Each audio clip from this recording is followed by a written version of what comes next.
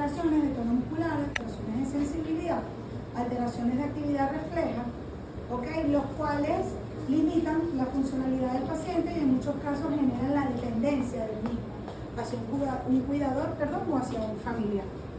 Sin embargo, en las primeras clases hablábamos de que habían dos clasificaciones importantes de las lesiones neurológicas.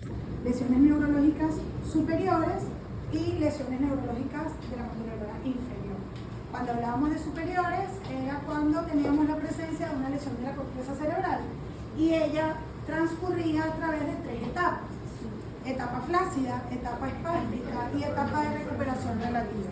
Voy a repetir esto porque no salieron muy bien en el examen. Algunos, ¿cuántos? ¿Sí? Muchos salieron bien y me siento bastante satisfecha con ese resultado. Pero quiero que quede claro que estas tres fases tienen que ser un patrón o una guía en el momento que vas a evaluar a este paciente neurológico. Cuando estoy ante la presencia de un paciente con una ACV o con una alteración X de la corteza cerebral, ya sea por un traumatismo, una lesión ocupante de espacio, ¿sí? También hablábamos de que habían lesiones de la motoneurona superior que eran atípicas o diferentes, como la esclerosis múltiple, el síndrome de Parkinson, otro tipo de alteraciones que eran cerebrales, donde el movimiento voluntario consciente no se pierde, pero sí se altera la coordinación y el equilibrio del mismo, ¿sí? Hablábamos de las lesiones medulares, en donde tenemos dos etapas, un shock medular y una etapa crónica. El tiempo en que se cambia el paciente de una etapa a la otra es bastante subjetivo y va a depender de el tratamiento que tenga el paciente, ¿sí? Si hay un cuidador, los cuidados que valga la redundancia tiene esa persona, ¿ok? Y el entorno, si tiene un equipo multidisciplinario, si tiene tratamiento médico tomado, adecuado, si dieron realmente con el diagnóstico certero o no. Con respecto a la evaluación la vamos a encauzar en los aspectos clínicos que ocurren en cada una de estas etapas.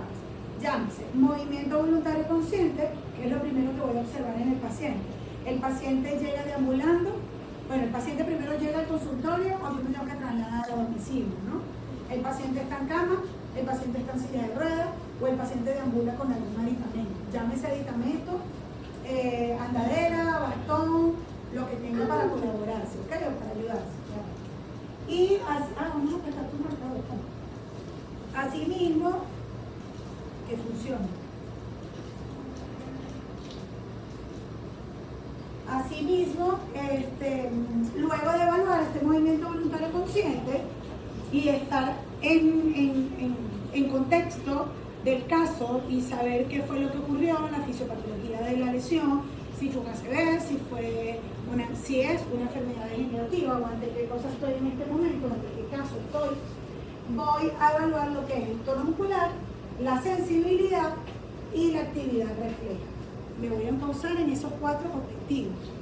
¿Sí? Objetivos a corto, mediano plazo, que van a ser trabajados, esto lo hablamos la semana pasada, estoy haciendo un repaso aquí un poquito general, lo vamos a trabajar con los principios de la terapia de Bob, ¿sí? En donde hablábamos de las reacciones asociadas como un efecto espejo para fomentar el movimiento voluntario consciente y poder generar este fenómeno llamado neuroplasticidad o la plasticidad sináptica, que la voy a hacer a través del cuerpo calloso. Ahí mis expectativas de esa pregunta eran bastante altas y no que escribieras mucho, sino que realmente supieras cómo se maneja un poco el funcionamiento a nivel cerebral.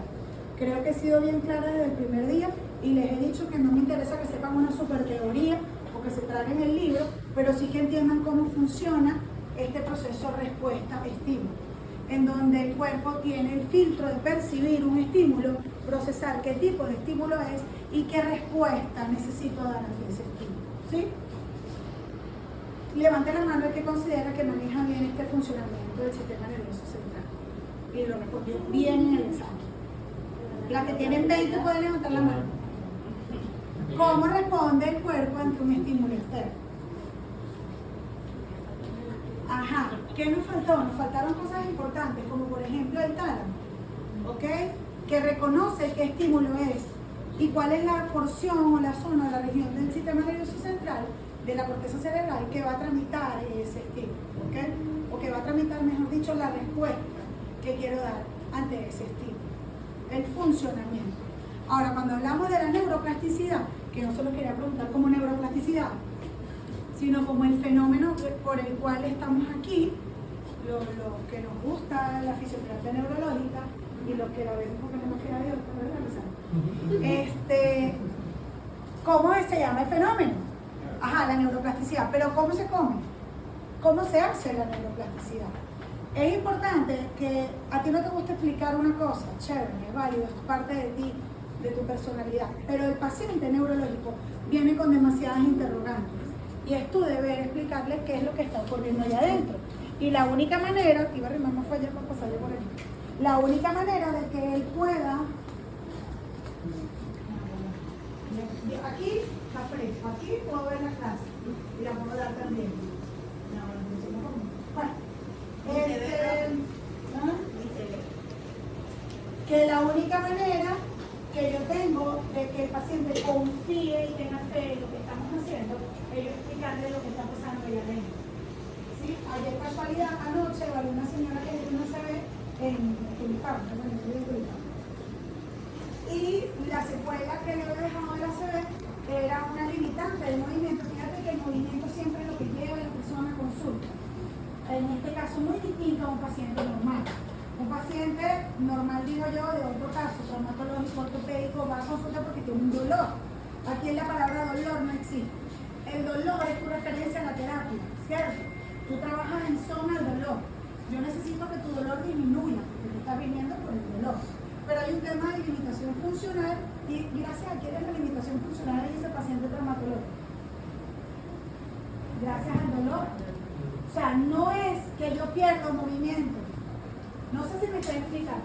Es que tengo un dolor, este dolor es fastidioso, es un dolor agudo crónico, es un dolor que me limita al marchar. Porque resulta que me dolía muchísimo la rodilla y en el momento de caminar no la apoyé. No me di cuenta, perdí rango de movimiento y no tengo una extensión completa y no tengo un rango hacia la flexión completa. ¿Sí? Esto es un objetivo principal en este paciente traumatológico. El dolor que va acompañado de esta limitación funcional. En este caso, la limitante siempre va a ser el movimiento voluntario consciente. Los familiares de esta señora me llaman porque no pueden mover el brazo. ¿Sí? Es mi deber plantear objetivos de tratamiento en base a las necesidades del paciente. Su necesidad siempre es el movimiento voluntario consciente. ¿Ok?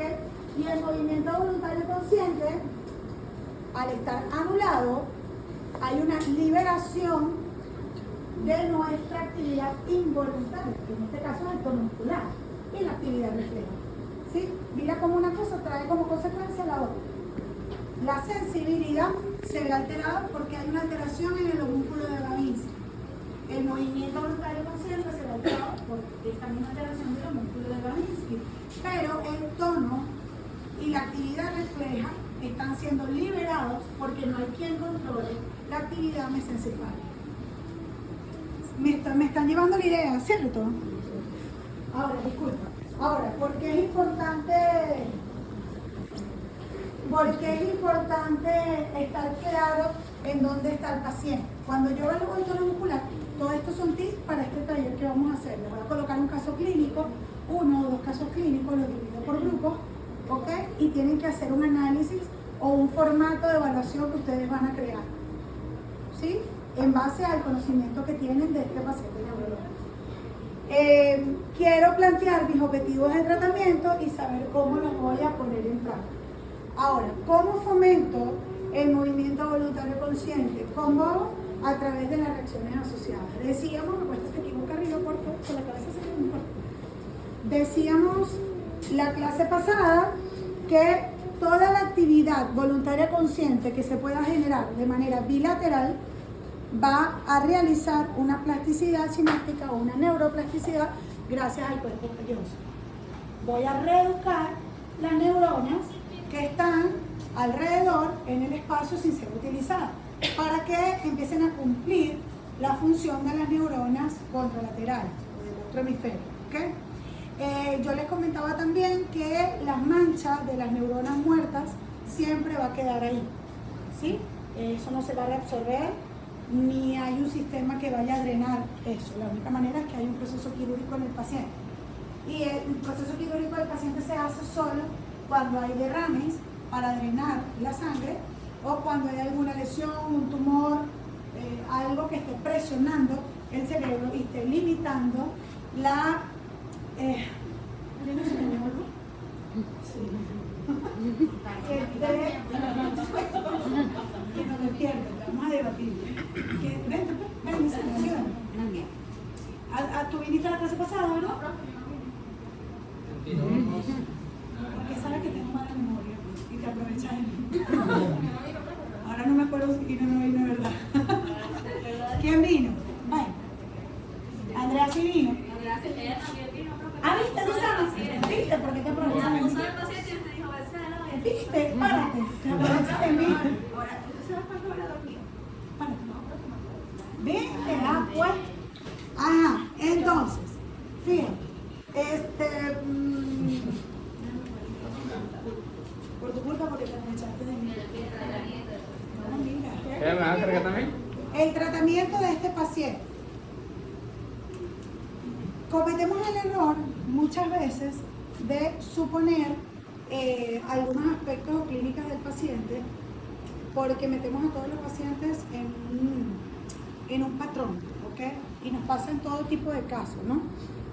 Pacientes traumatológicos nos pasa también. Creemos que un esguince de tobillo es igual para todos y todos los pacientes somos completamente distintos porque cada cabeza, cada sistema nervioso central es distinto, ¿sí? Cada pie es distinto, todos somos diferentes. Y estos pacientes neurológicos, cuando vemos las pruebas o vemos la referencia a fisioterapia, el neurólogo siempre va a colocar hemiplegia o hemiparesia, siempre completo, ¿ok? Del hemicuerpo derecho, del hemicuerpo izquierdo, dependiendo del hemisferio que haya sido lesionado. Pero el paciente siempre va a tener algo diferente. Hay pacientes que el tronco está indemne y se pueden mantener sentados, pero tienen una alteración importante tanto en el miembro superior como en el miembro inferior. Hay pacientes que tienen solo alteración del miembro superior o tienen alteración solo del miembro inferior. ¿Okay? ¿Cuál es el patrón que el paciente debería cumplir? Ninguno, porque todos los pacientes son distintos. Ahora, ¿cómo vamos a evaluar el tono muscular del paciente? También lo hablamos la semana pasada, ¿te acuerdas? No me acuerdo. Andrea, ¿te acuerdas? Andrea tiene mejor memoria que yo. El tono muscular se observa, se palpa y se moviliza. ¿Ok? ¿Cómo puedo observar un tono flácido?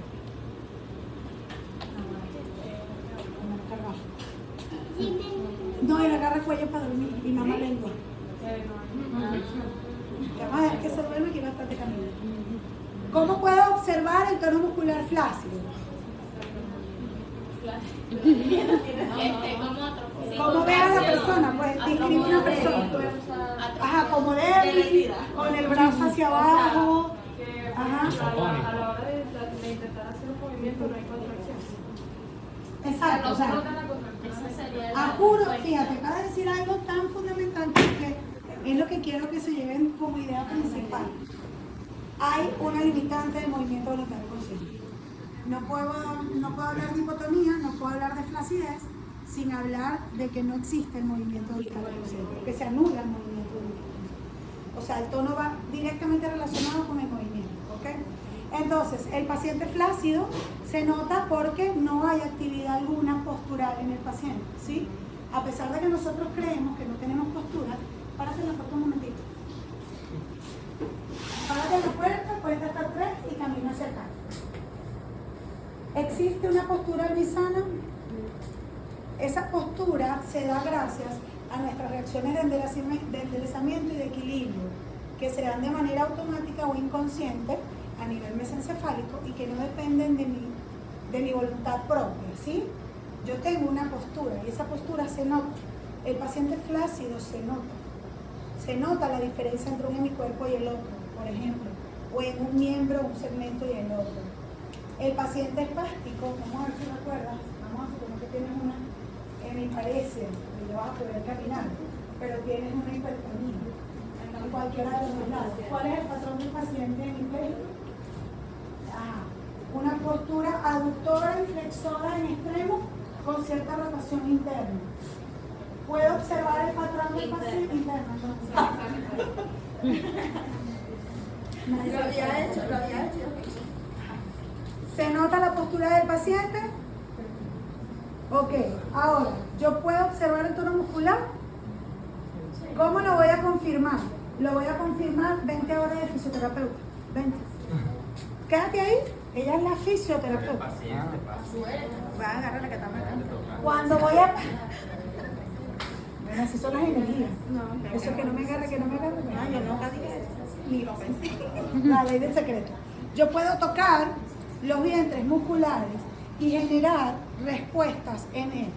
Cuando un músculo tiene hipertonía leve o moderada que no genera un patrón, apenas tocas el vientre muscular, hay una actividad, ¿sí? O una contracción involuntaria del músculo. Yo puedo palpar el tono muscular, ¿ok? Ahora, la flacidez, cuando es palpada, tiende a mezclarse con la hipotrofia, ¿ok? Yo puedo tener un paciente encamado con una hipotonía y al mismo tiempo tener una hipotrofia, producto de la inactividad o la falta de movimiento voluntad consciente, ¿ok? Puedo palpar, puedo sentir el tono muscular, pero también lo voy a movilizar. ¿Cómo lo voy a movilizar? Que fue cuando había que levantar el ¿Eh? No me acuerdo. Perdona tu cuerpo. No, pero no sea mala. ¿Tú no viniste, pues? Sí, pero no me acuerdo. Vamos a movilizar. Movilizo, O sea, tomo, Con tomas de FNP, con tomadita, pero eso es el signo de tomamos por el codo, tomamos por la muñeca. No, la muñeca, porque vamos a trabajar la flexión. Eso.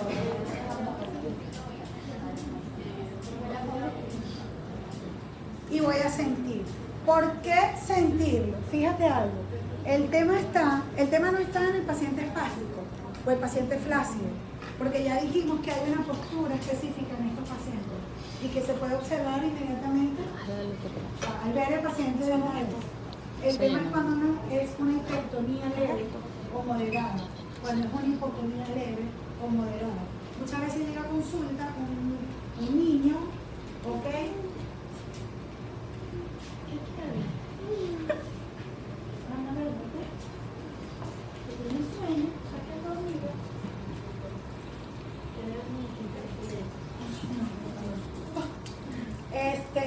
El tema es